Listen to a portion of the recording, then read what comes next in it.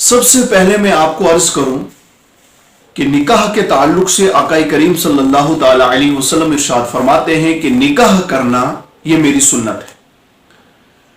اور آقا کریم صلی اللہ علیہ وسلم ارشاد فرماتے ہیں کہ نکاح کرنے سے آدھا ایمان مکمل ہو جاتا ہے، اور پھر فرمایا کہ آدھا ایمان مکمل ہونے کے بعد جو احکام شریعت ہیں ان پہ چلا جائے، تاکہ ان کے اوپر عمل کیا جائے، تاکہ ایمان میں جو ہے وہ مضبوطی رہے، ایمان بڑھتا رہے اور ایمان میں اضافہ ہو، اور دنیا اور آخرت میں آسانیاں ہو سکے، دنیا اور آخرت میں کامیابی مل سکے۔ لیکن میں آپ کو عرض کروں، نکاح جو ہے وہ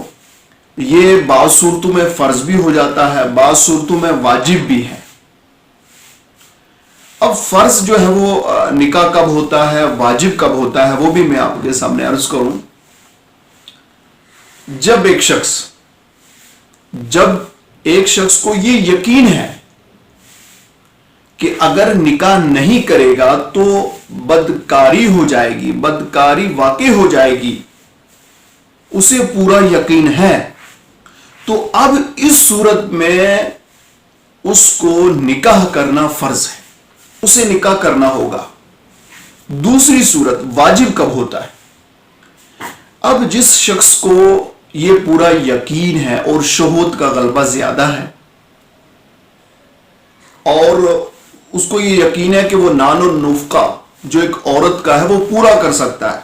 اس کی اتنی طاقت ہے، وہ کر لے گا، تو اب اس کو شہوت کا غلبہ بھی بہت زیادہ ہے، تو اب اس پر جو ہے وہ نکاح کرنا واجب ہے، اسے نکاح کرنا چاہیے۔ فرض اور واجب یہ دو میں نے آپ کو عرض کیا کہ اگر شہوت کا غلبہ بہت زیادہ ہے، ٹھیک ہے، اور معاذ اللہ گناہ کا بھی جو ہے وہ اندیشہ ہے کہ اگر میں نکاح نہیں کرتا تو گناہ ہوگا، اور نان و نفقہ بھی وہ دے سکتا ہے، پورا ہے اس کے پاس، وہ کر سکتا ہے، اس کے پاس اتنی طاقت ہے، تو اب اس کو واجب ہے۔ اور اگر جس کو پورا ہی یقین ہے کہ اگر میں نکاح نہیں کرتا تو مجھ سے بدکاری ہو جائے گی، بالکل پکا ہو جائے گی، تو جس کو اتنا پورا یقین ہو جائے تو اس پر جو ہے وہ فرض ہے کہ وہ نکاح کرے۔ اب بعض صورتوں میں نکاح کرنے کا جو ہے وہ منع بھی کیا گیا ہے۔ ایک صورت وہ بھی ہے، اور وہ یہ صورت ہے کہ جس کا نکاح کر رہے ہیں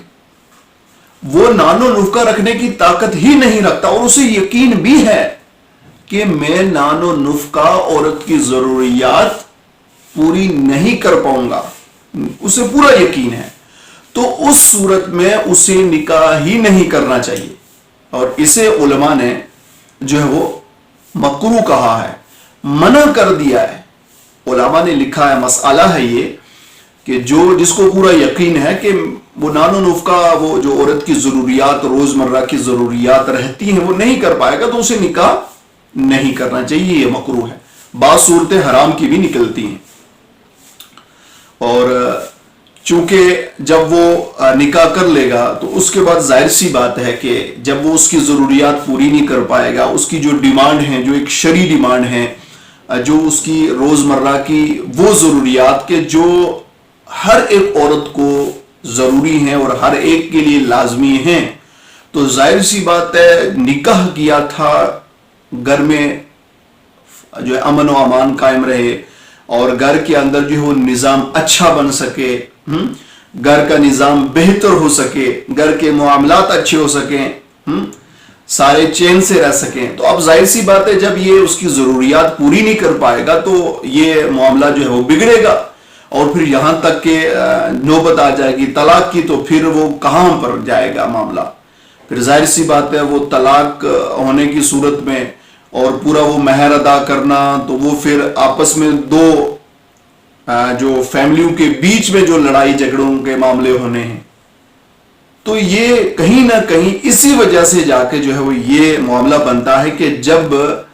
ایسے شخص کے ساتھ شادی کروا دی جائے جو اتنی طاقت ہی نہیں رکھتا ہے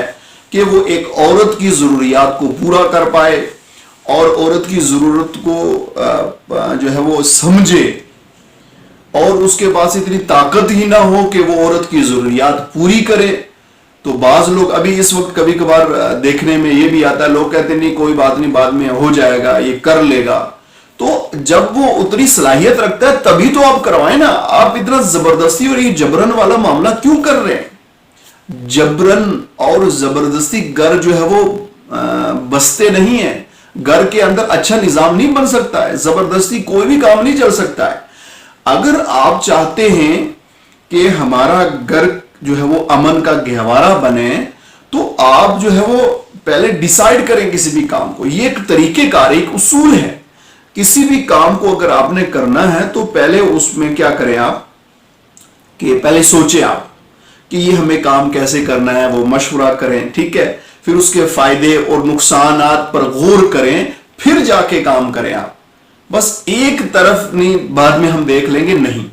کسی بھی کام کو اگر آپ کرنا ہے پہلے اس پر جو ہے وہ آپ اچھے سے غور و فکر کریں, پھر مشورے لیں, دینی لوگوں سے مشورے لیں, آپ اس کے اوپر ڈسکس کریں اور پھر جو نتیجہ آتا ہے اس پہ عمل کیا جائے. تو اس وقت اکثر لوگ جو ہے بس رات کو سوچتے ہیں اور صبح کام کرنے جو ہے وہ چلے جاتے ہیں. تو اکثر ان کاموں کے اندر جو ہے وہ خامیاں پائی جاتی ہیں, اکثر ان کاموں کے اندر جو ہے وہ نقصان ہی ہوتا ہے بلکہ فائدہ نہیں ہو پاتا ہے.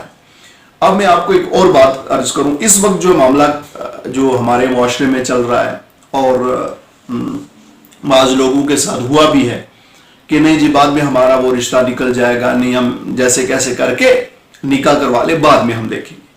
اب جس کے ساتھ نکاح کروایا جا رہا ہے یا دونوں کا, پہلے تو میں آپ کو بات بتاؤں, ایک طرف لڑکی اور دوسری طرف لڑکا, پہلے ان دونوں کو جو ہے راضی ہونا ضروری ہے.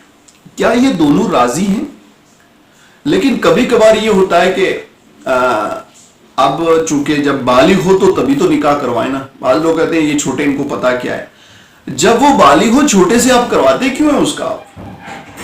ٹھیک ہے, جب اس کو اتنی سینس ہی نہیں ہے, وہ سمجھ ہی نہیں سکتا ہے, تو اب یہ زبردستی والا معاملہ کر کیوں رہے ہیں آپ؟ کیوں یہ آپ آپس میں جو منگنیوں کے معاملات کر رہے ہیں آپ؟ اور کل آگے چل کے جب وہ بالغ ہو جاتے ہیں, دونوں سمجھنے لگتے ہیں, تو اس وقت جو ہے وہ پھر وہ انکار کر بیٹھتے ہیں جی, یار ادھر سے لڑکا انکار کر دے یا پھر ادھر سے لڑکی انکار کر دے تو بنتا ہے معاملہ. تو پھر وہ جو آپس میں رشتہ داریوں کا جو وہ پیار اور محبت جو کل تک تھا نا, تو اب ان میں نفرت کی مضبوط دیواریں کھڑی ہو جاتی ہیں. اب پھر وہاں پہ نفرت آ گئی. تو اس طرح کے معاملات جو ہمارے معاشرے میں ابھی وہ بالغ نہیں ہوئے, پہلے رشتہ کر دیا جی ہم بعد میں نکاح کر لیں گے. اب جب نکاح کی باری ہے, دونوں بالغ ہوئے تو نکاح کی ترغیب بنانے لگے, تو ایک نے انکار کر دیا, بس جی اب ہو گئی لڑائی شروع. نہیں جی یہ مانتا نہیں ہے, یہ لڑکا ٹھیک نہیں ہے, یا لڑکی کی طرف سے انکار ہو جائے, یہ لڑکی ٹھیک نہیں ہے, اس کا یہ معاملہ ہے, اس کا وہ معاملہ ہے, اس کا یہ چکر ہے, اس کا وہ چکر ہے. پھر اس طرح کی ہم باتیں کر کے غیبت کا بازار گرم کر کے, اور آپس میں جو ہمارے پیار اور محبت جو دونوں فیملیوں کے بیچ میں, ہماری رشتہ داری کے جو بیچ میں ایک محبت اور بھائی چارگی جو ہے وہ کئی سالوں سے چلی آ رہی ہے, وہ نفرت میں تبدیل ہو جاتی. اس کی وجہ کون بنے؟ ہم لوگ بنے, ہم لوگ جنہوں نے اس کام کو اس وقت کیا کہ جب نہ لڑکی کو پتا ہے, نہ لڑکی کو جو ہے اتنا سمجھ ہے, نہ اتنی جو ہے وہ فہم ہے کہ یہ جو کام کروا رہے ہیں کیا ہے. تو لہٰذا جب بھی اس طرح کے کام کیے جائیں تو کم از کم ان چیزوں کا خاص خیال رکھا جائے, اور پھر بعد میں آگے چل کے جو ہے تاکہ ہمارے فیملیوں کے اندر, ہمارے جو معاشرے کے اندر اور آپس میں رشتہ داریوں کے اندر جو ہے تاکہ یہ تفرقہ, یہ لڑائیاں نہ ہوں. لہٰذا جب وہ بالغ ہو جائیں ان سے پوچھا جائے, پوچھنے کے بعد اچھے اور آسان طریقے کے ساتھ جو ہے وہ نکاح کی ترکیب بنائی جائے. اب ایک اور جو بیماری ہمارے ہاں چل رہی ہے کہ جو کچھ غیر شرعی کام ہمارے لوگ کر رہے ہوتے ہیں, میری ان سے گزارش ہے, میرے آقا صلی اللہ تعالی علیہ وآلہ وسلم نے ارشاد فرمایا کہ نکاح کو آسان کرو تاکہ ہر ایک نکاح کر سکے. میں نے آپ کو عرض کیا کہ جس کو نان و نفقہ کی طاقت ہو, وہ عورت کی جو روزمرہ کی ضروریات کو پورا کر سکے, وہ نکاح کرے,